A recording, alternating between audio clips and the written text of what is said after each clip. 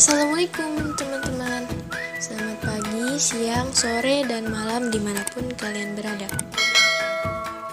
Kami dari Prodi PWK kelas C pada kesempatan ini akan membahas tentang ragam bahasa Indonesia.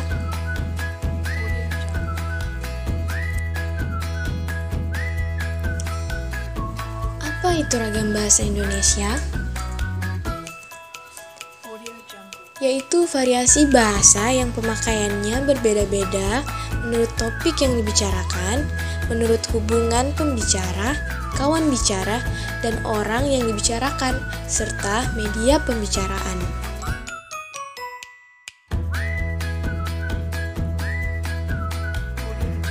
Pengertian ragam bahasa menurut para ahli. Menurut Bachmann, tahun 1990, ragam bahasa adalah variasi bahasa menurut pemakaian yang berbeda-beda, menurut topik yang dibicarakan, menurut hubungan pembicara, kawan bicara, orang yang dibicarakan, serta menurut medium pembicara. Sedangkan menurut Fishman, tahun 1968, suatu ragam bahasa, terutama ragam bahasa jurnalistik dan hukum, tidak tertutup kemungkinan untuk menggunakan bentuk kosakata ragam bahasa baku agar dapat menjadi anutan bagi masyarakat pengguna bahasa Indonesia. Pada itu, perlu diperhatikan ialah kaidah tentang norma yang berlaku yang berkaitan dengan latar belakang pembicara atau situasi pembicaraan, pelaku bicara, dan topik pembicaraan.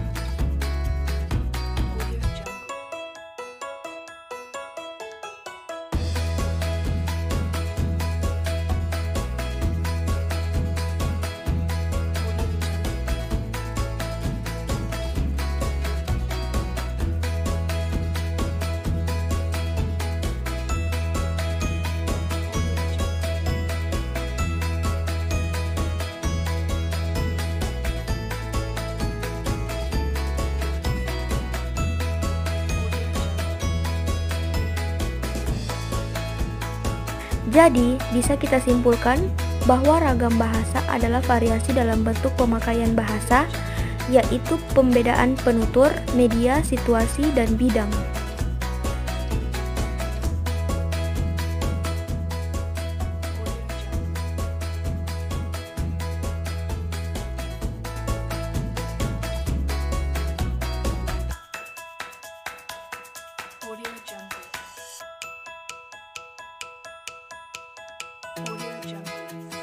Jenis-jenis ragam bahasa berdasarkan media pembicaraan, ragam bahasa dibedakan atas 1.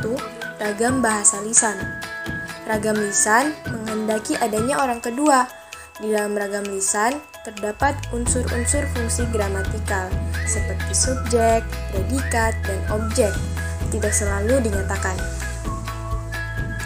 Ragam lisan sangat terikat pada kondisi, situasi, ruang, dan waktu.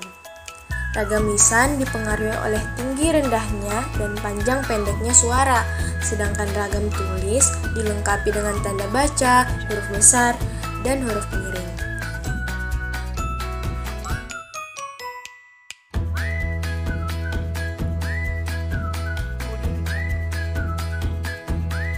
Kedua, ragam bahasa tulis.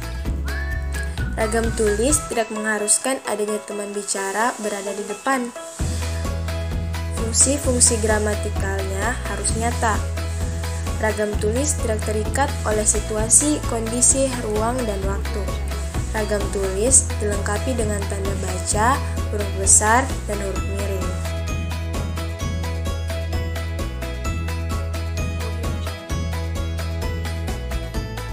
Ragam baku. Ragam baku adalah ragam yang dilembagakan dan diakui oleh sebagian besar warga masyarakat.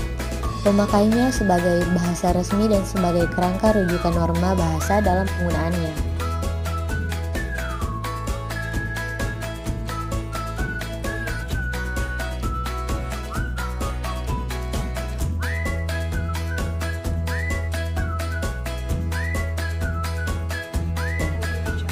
Ragam bahasa menurut hubungan pembicara, akrab atau tidaknya pembicara terbagi atas dua, yaitu yang pertama ragam sosial, yaitu ragam bahasa yang sebagian norma dan kaidahnya didasarkan atas kesepakatan bersama dalam lingkungan sosial yang lebih kecil dalam masyarakat. Yang kedua ragam fungsional, yaitu ragam bahasa yang dikaitkan dengan profesi, lembaga, lingkungan kerja, atau kegiatan tertentu lainnya seperti ragam keilmuan atau teknologi, ragam kedokteran, dan ragam keagamaan.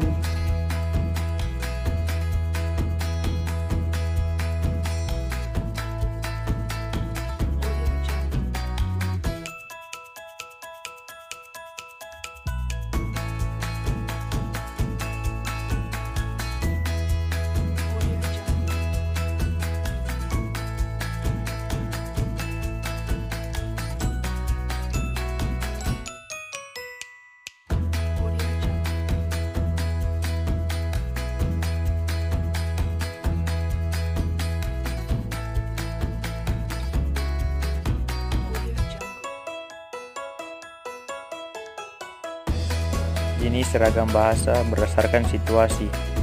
Bahasa jurnalistik. Bahasa komunikasi massa yang berfungsi sebagai pemberi informasi kepada publik atau dapat diartikan sebagai bahasa komunikasi pengantar pemberitaan yang biasa digunakan media cetak dan elektronik. Bahasa jurnalistik harus menggunakan bahasa baku atau dengan kata lain harus sesuai dengan ejaan yang disempurnakan. Selain itu, bahasa jurnalistik juga harus mudah dipahami oleh pembacanya, karena pembacanya tidak punya cukup banyak waktu untuk memahami kata-kata yang sulit. Contohnya sederhana, singkat, padat, dan lugas.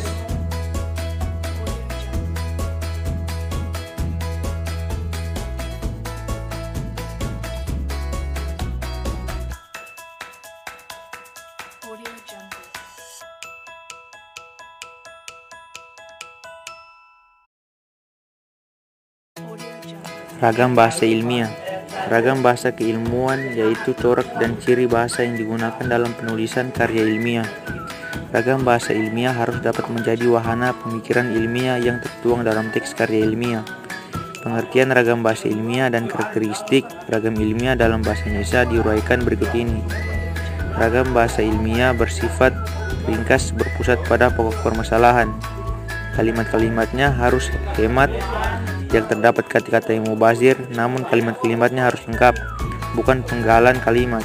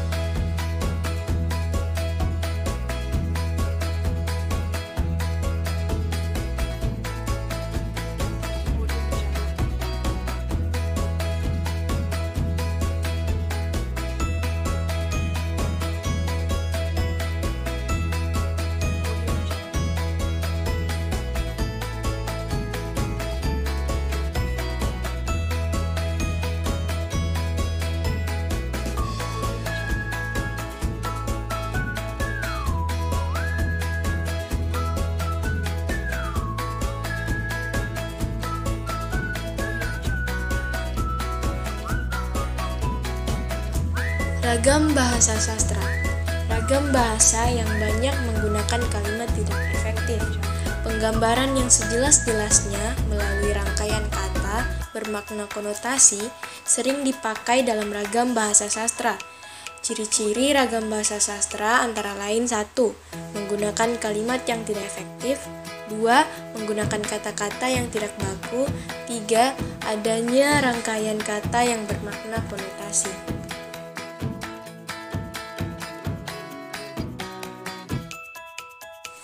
Berdasarkan media pembicaraan.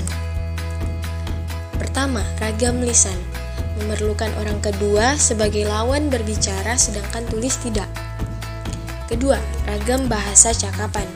Ragam bahasa yang dipakai apabila pembicara menganggap kawan bicara sebagai sesama, lebih muda, lebih rendah statusnya, atau apabila topik pembicara bersifat tidak resmi. Ketiga, ragam bahasa pidato. Ragam bahasa yang digunakan saat membacakan pidato di muka umum, biasanya pidato berisi penegasan kalimat untuk bisa diterima si pendengar.